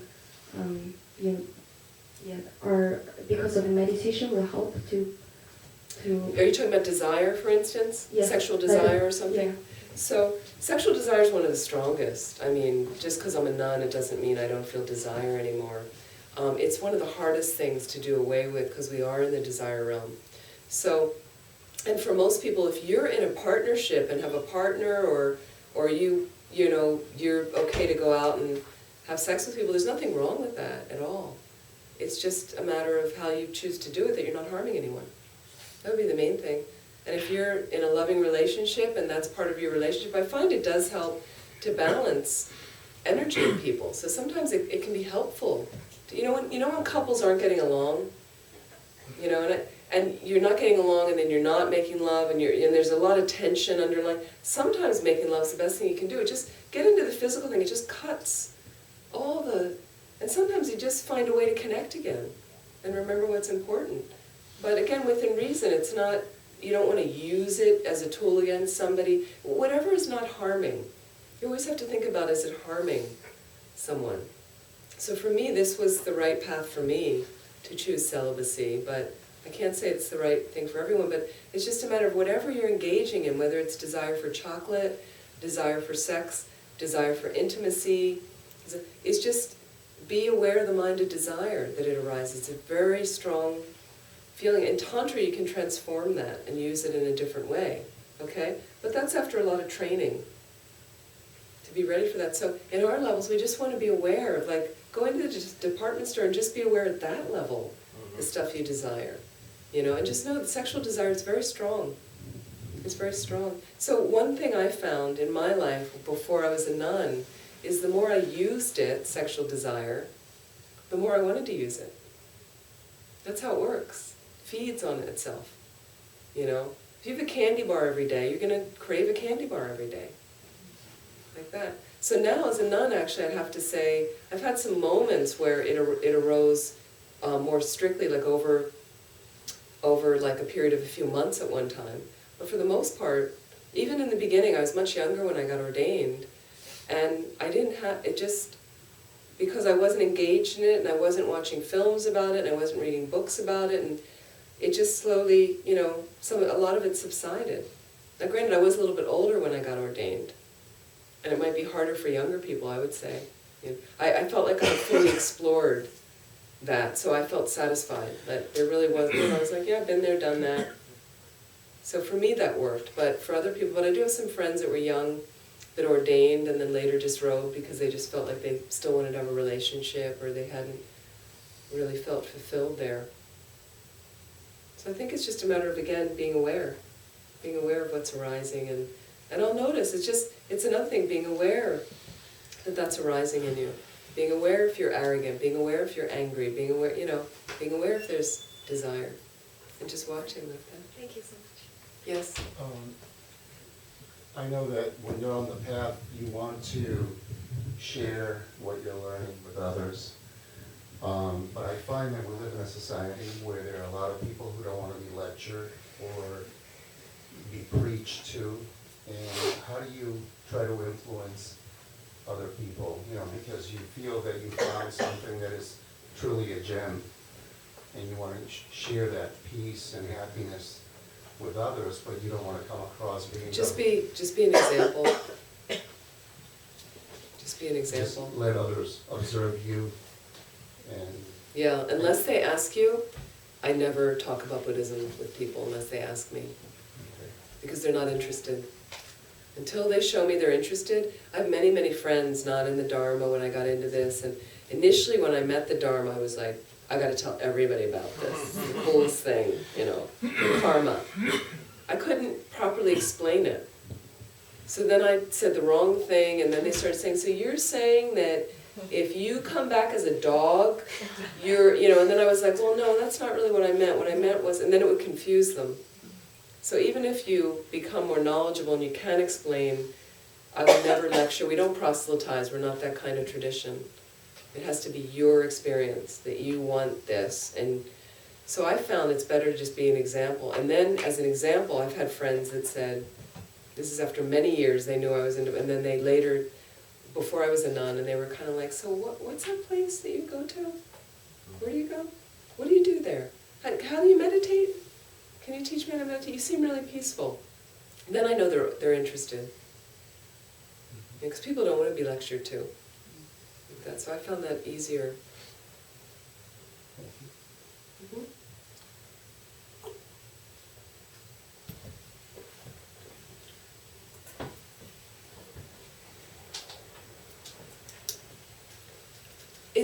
Was this helpful? I mean, did you get some kind of, do you feel like it really does help a little bit of you looking at low self-esteem and finding some meaning? Does it give you some, Yes. Yeah. some things like that? Some things to work with a little bit? Absolutely. Like that. Any questions about anything else?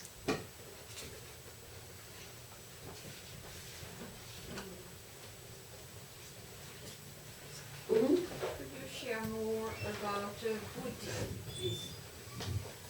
Thank you so much for being here. You look absolutely exquisite from your picture on your format. I would like to expand more on the translation, kindly, of Buddhi. Can you spell that for me? That's what you shared tonight. Bodhi or Buddha? Buddhi. Bodhicitta? No. Buddhi. You mentioned this word today. I don't know Buddhi. I don't know that word. Buddhi? So I know Bodhicitta or Bodhi and Buddha. So the Buddhi would be the nature of, kindly? The nature of? Bodhi would be the nature of, kindly? What would that be, the nature of Bodhi? I just know that Bodhi is enlightenment. The enlightenment, okay. Bodhi. So I think we're speaking the same. It's just a question of hearing and listening. Yes, sure. Bodhi, I pronounce it Bodhi. I mean, they might pronounce it differently in other languages. Bodhi. Mm-hmm. Bodhi means enlightenment. Like that. Buddha is fully awakened being. Like that. Thank you. You're welcome. Yes. Do you have time after we're done with all this to talk to me about Nam-gyeom? About? Do you have time later on tonight after we're all done with this to talk to me about the Nam-gyeom mantra? The Nam-gyeom mantra? It's in one of the books. So it's a long life mantra. Yeah. So what about it actually? Because it might benefit everybody here. So maybe how it's correctly pronounced. Probably better to ask Geshe-la. I think it would be better to get from Geshe-la that one. Okay, great. Yeah. Because he'd have the better pronunciation. It's a long mantra. The long one is a long one. There's a short one, and it's a long life practice. Yeah. On Monday, you spoke about the glass that was with the silt on the bottom, and that when you start this practice, you may have a clear glass, but you start stirring the pot, as it were. And that has a lot to do with self-esteem, that all the negative things that have floated to the bottom that you thought you've gotten rid of start percolating up. And you know they have no meaning, but what do you do with them? So mainly we have purification practices that we can teach you, and they help to purify those things. But initially what we do is, again, like I said, you observe what's coming up. And you have to kind of sift through it all to really see what's this about, what's this aspect of my mind, and as you go through it, you start weeding out and it starts going away. Like that. Yeah, it takes time, but it's great. And I know that when I've been on retreat, and had a little bit more time to look at it and to have that stuff come up, and so the first retreat was very alarming, and I forgot to say this, the retreat night that we had, the first retreat you do alone, if it's a little bit longer, is very alarming. You're just kind of shell-shocked, and it's quite hard. And then once you go back into retreat again, those still patterns come up, but now you've looked at it a bit, so they go away more quickly. It's really interesting, yeah. So maybe we'll stop there, and I want to thank you very much for coming. And I'd like to dedicate the merit or the positive energy that we may have created from anything we've created here tonight. And I really hope it will benefit our minds and help us open our hearts so that we can really be able to observe our mind more fully and be able to study so we can know the antidotes to apply at the proper time and be able to counter a lot of the delusions till we're free of them. May it help us, propel us along a path to full awakening, so we are then completely unlimited in how we can best serve all other beings. So I'd like to read again from Master Shantideva in the Gold Prayer Book, so if you could share. There's a beautiful prayer that is His Holiness's favorite dedication. And it's on page 32 in the Gold Prayer Book. It's the third paragraph. If you can just share with each other, it's really beautiful.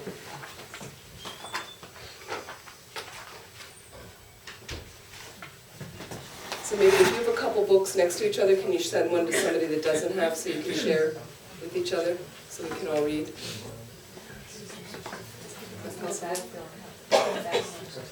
The back row, maybe back there. I don't have my glasses. Okay. Thank you. And it starts with "May all beings everywhere." It's that paragraph. Everybody have a copy? Okay. There are different books, so it'll take a minute to find it. Okay.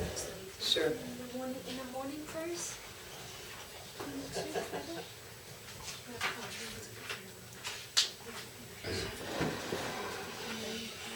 Oh, in the green prayer book, I forget where it is in there. Might be into dedication prayers, or?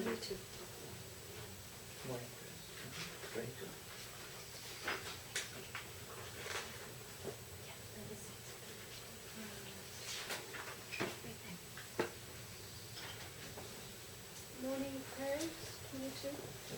If you have the green prayer book, it's under the morning prayers tab, page 22. Okay. No, we're fine in our book. We're set. May all beings everywhere, plagued by sufferings of body and mind, obtain an ocean of happiness and joy by virtue of my merits. May no living creature suffer, commit evil, or ever fall ill. May no one be afraid or belittled with a mind weighed down by depression. May the blind see forms and the deaf hear sounds. May those whose bodies are worn with toil be restored on finding repose. May the naked find clothing, the hungry find food. May the thirsty find water and delicious drinks. May the poor find wealth, those weak with sorrow find joy. May the forlorn find hope, constant happiness, and prosperity. May there be timely rains and bountiful harvests. May all medicines be effective and wholesome prayers bear fruit. May all who are sick and ill quickly be freed from their ailments. Whatever diseases there are in the world, may they never occur again. May the frightened cease to be afraid, and those bound be freed. May the powerless find power, and may people think of benefiting each other. For as long as space remains, for as long as sentient beings remain, until then may I too remain, to dispel the miseries of the world.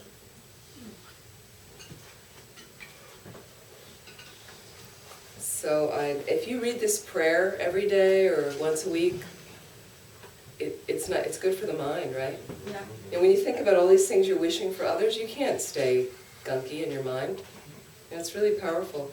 I'd also like to dedicate to Francesca Fedullo, who is our cook's mother, who is very ill with cancer in San Jose, California right now, and all the other beings on the planet who need additional healing. May they receive it immediately, completely. Thank you very much.